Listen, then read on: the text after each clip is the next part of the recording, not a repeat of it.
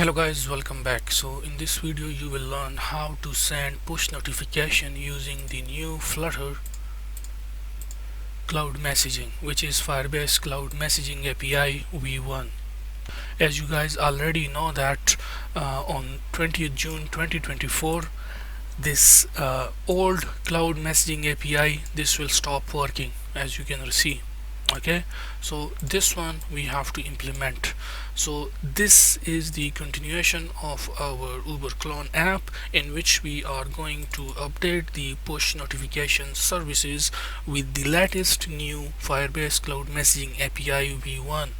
We will go step by step, so you will learn everything very easily.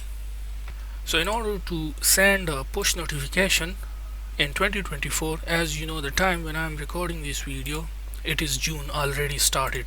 If I show you you can see today is 11 June, and on 20th June this old one will stop working. So we will never use this old one because it will stop working on 20th June. That is, in next week it will stop working, it will disappear. This is the one with which we have to proceed. We do not need to proceed with this old one. We have to proceed with the new one, which is this one, Firebase Cloud Messaging API. So let's start. So once again you will learn how to send notification in Flutter using the Firebase Cloud Messaging new API V1. So in order to do that, what we need to do is we need the OAuth2 server key, or you can say the OAuth2 token. How we can achieve? We can achieve from here. That is, you can click here on this manage service accounts, and in here it will send you to your Google Cloud Console. From here, make sure that go to all and select your Flutter project, which is in my case by the name Flutter Uber Clone with admin. When you click on that, you will be here. You will see this interface where you will see this button, create service account. Okay, just click on this create service account, and for example I will give it name as my account name will be, let's say, Flutter Uber clone, and let's say I type my name alongside with it. You can type any name, okay, you want. You can just type here. Of course, if you want, you can make it like this. Okay, and it will automatically create the ID from the name. Okay, and then after it, what you need to do is you need to simply click on create and continue, and then the role will be owner. This step is important. Okay, so make sure that the role you select is owner. Okay, even it says it's optional, but you have to proceed with it. If you do not choose anything, then you will not receive the push notifications. That is, it will not be working. So make sure to choose for the second step the role as a owner. Okay, and when you select owner, then click continue, and then click on done. So you can see that it has been created. Flutter Uber clone Muhammad Ali, this one which we just created. Okay, Flutter Uber clone Muhammad Ali. It will show you by your own name. So you have to give any name which you remember. That is this one, for example, I remember, which is I just created. You remember the ID. So anyways, the service ID. So I will just click on this one. So you can hover your mouse here and you just click on it. When you click on it, it will open this interface. Now here, as you can see, okay, here you will see this permissions. Then when you click on keys, it will show you this add key button. Just navigate to keys and then click on add key and create new key, and select JSON and click create. So it will give you a JSON file for download. That is, it is downloaded. You can see that. Now what you need to do is you need to simply go to your downloads folder, open this JSON file in any text editor. It can be either Visual Studio Code or even on Notepad. It is basically a JSON like this. Okay, So what you need to do, for now I will close this, I will go back to the Android Studio, and what you need to do is here I will create a method static feature string get access token. Now this method will basically give us the access token and any information related to the new Firebase Cloud Messaging V1 API, which is required for sending notification. So we say final service account JSON, and here we have to write our JSON code. I mean paste our JSON code. And as I told you, this JSON which we just downloaded, this one, okay, open it in Notepad or VS Code, okay, and what you need to do is just copy this whole JSON code from here, then close this and come back here, and in here you can paste it like this. Now as we have already added the curly braces for this, so you can simply remove this and this one, okay, because we have already added it, the starting curly brace and the ending curly brace with a semicolon. So what this JSON will do, it will basically, this contains our client ID and the client secret obtained from Google Cloud Console, okay, and you do not share this with anyone because this is your client ID and client secret obtained from Google Cloud Console. After this, next thing that we will do inside this method is to define the scopes for services. Like for notification, the scope will be Firebase messaging, so we can say inside the double quotes you write https://www.googleapis.com/auth/firebase/firebase.messaging. okay, this is for using the cloud messaging for sending push notifications. Other than this, like for using the database and email services, you can use these two links as well, the two scopes as well, which is the same, just you have to type userinfo.email and firebase.database. Make sure to put comma and comma at the end. So just add these scopes, and after these scopes we need to add the dependency which is known as HTTP. Already we have it here, okay. So of course now we will add more dependencies as well for sending push notification with the new Firebase Cloud Messaging V1 API. I will show to you guys step by step. First of all, what we need to do, we say http dot client, and we give it name as client equals to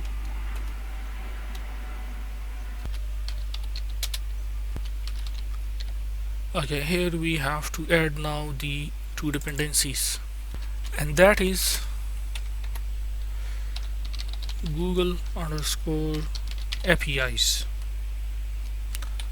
It is directly Google APIs, not underscore, okay, Google APIs. And the next one is Google APIs underscore auth. Okay, these two, Google APIs underscore auth. Click pub get. Now once you get it, now come back here, and here what we can do, we can simply say which belongs to the package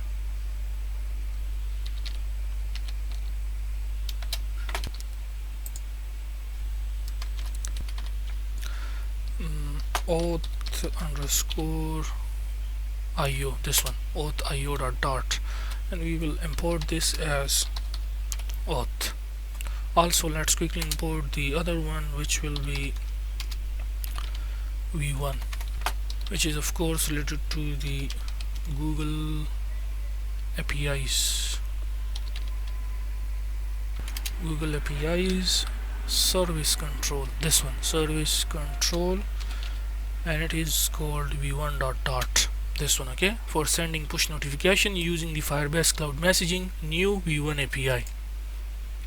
And we will import this as service control. So we can say now auth or dot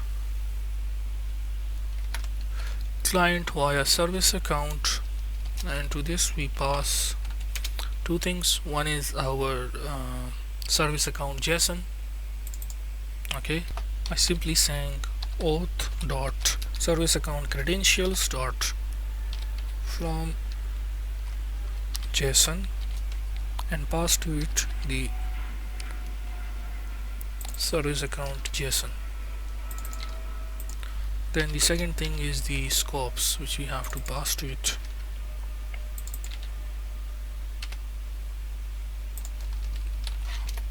Now using this client we have to now access the token, that is obtain the access token. So you can say get the access token, or you can say obtain the access token using auth dot access credential.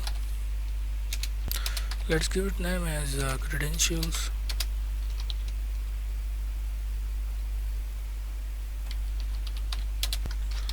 Auth dot obtain access credential via service account, and to this we pass three things. First one is our JSON, service account JSON, comma, then scopes, and then of course our client, and as a result it will give us the access token. Then after it we close the HTTP client by simply saying client dot close. We close the HTTP client and then we return the access token. You can say return credentials dot access token dot data. So it returns us the access token, which we will use for sending the push notification using the new FCM V1 API. So now in our send notification to select driver, first we say final string server key. Now server key is the access token, as you know, which this method will return, okay, whenever we call it. So we can say get access token. So it returns the access key, and that access key is basically, you can call it access token or server key, or you can say server token. Then we define a variable endpoint Firebase cloud messaging, which is the API URL for sending notification. So the new endpoint for the new FCM cloud messaging V1 API is this one: https://fcm.googleapis.com/v1/projects/ and here you have to provide your project name, your project ID, okay, and this will be your Firebase project ID. The reason why I'm typing it so that you can understand it, okay, /messages:/send. Now this one, which is your Firebase project ID, here this will you will replace with your project ID. From where you will get this ID? Well, it's simple. You can get it from here, I mean from the console project settings. Here it is, okay. This is your project ID, as well as you can get that from your JSON file, Android app Google services.json. So here you have your project ID as well, okay, you can see. So either you can copy it from here or you can copy it from here, it is same. So you need to just pass that project ID here, okay. In my case, this is my Firebase project ID.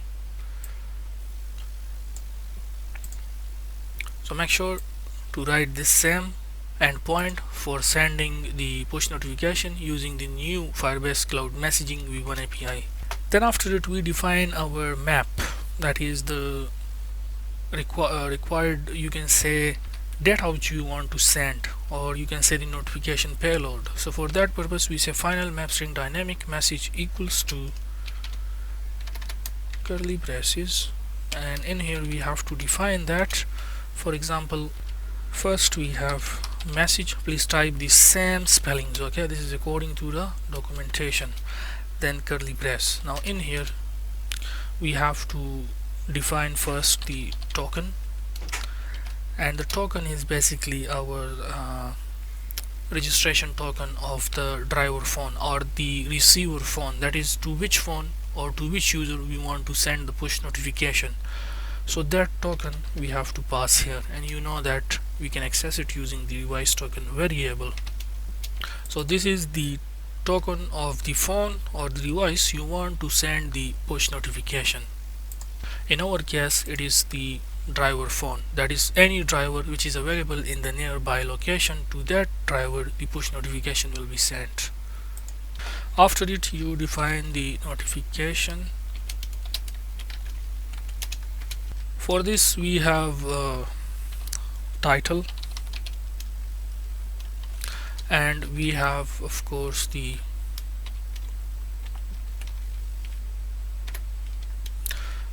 body of the notification. So you can alongside, like, either you can send any textual information, okay, or you can send like type anything like this. But in our case what we want is we want to send the some useful information like the username and the pickup address and drop off destination address. Make sure to put a comma here.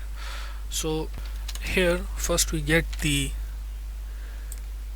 drop off location using provider.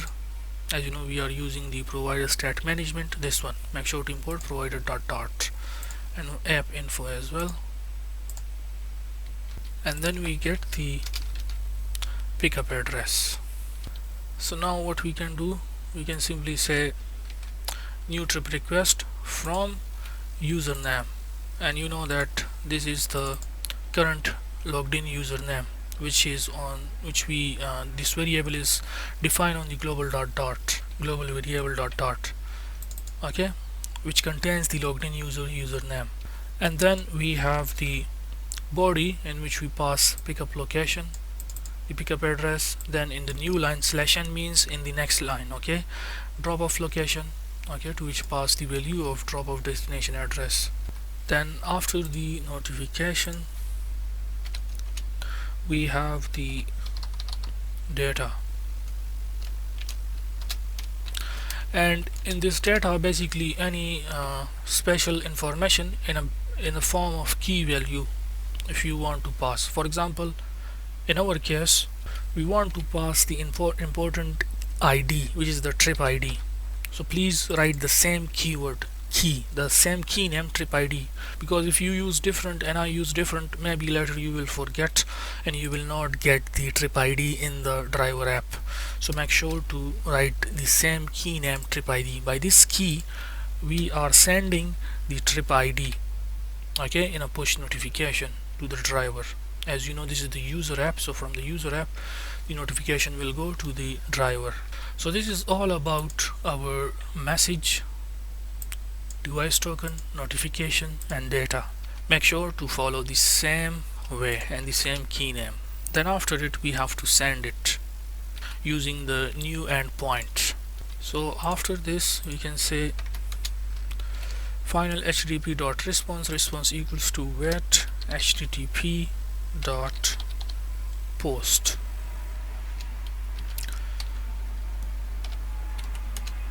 Then we can say URI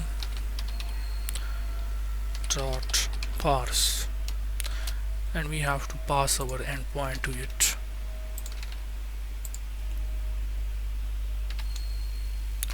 Then of course the headers, which is required for sending a request or push notification. So what we need to do is here we pass the content type, content dash type :application/JSON.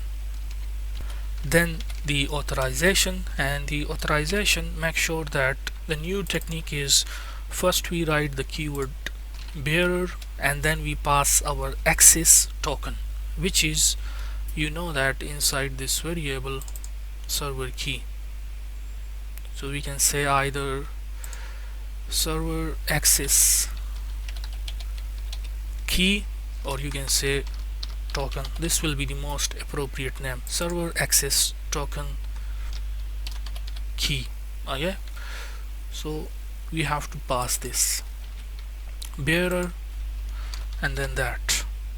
Then after the headers we say comma body, and to body, you know, we have to say JSON encode, and we pass our message.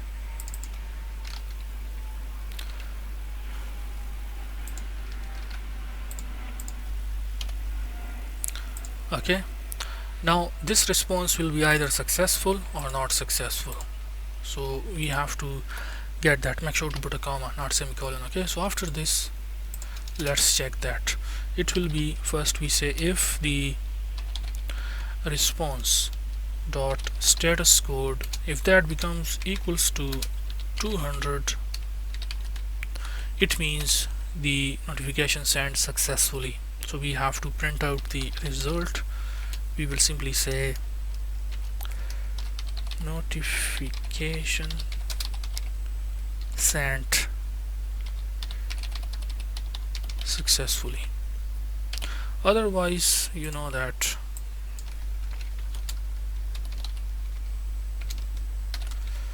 it will be not sent. You can just say failed.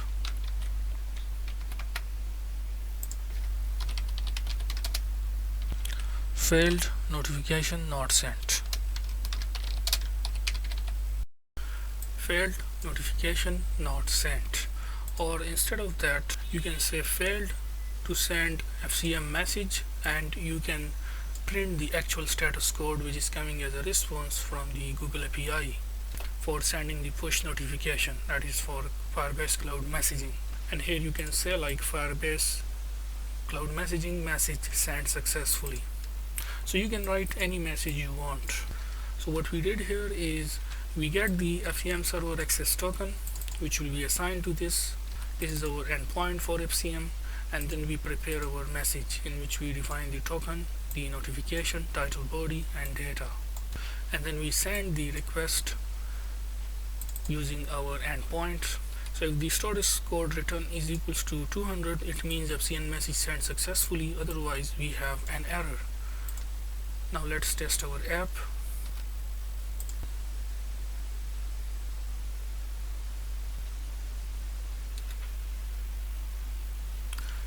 So the app is running now.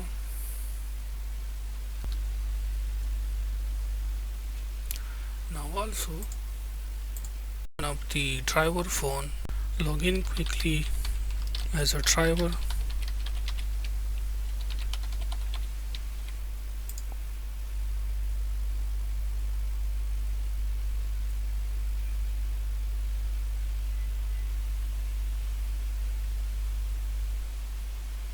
Now make sure that for the driver app, as it will receive the push notification, minimize the app and go to the app info. Make sure that the permissions for the notification is allowed. Okay, so anyways, now let's minimize the app and now let's test the. Okay, first of all, one thing which we forgot is also we have to go online as a driver. So let's go online first, and now you can minimize the app. And now let's test. So let's say the user wants to go to this location, and now let's request. So here we go. Here you can see the push notification received, the title, new trip request from user Rosemark, the pickup location alongside with the drop off location. You can see that. So it is working fine.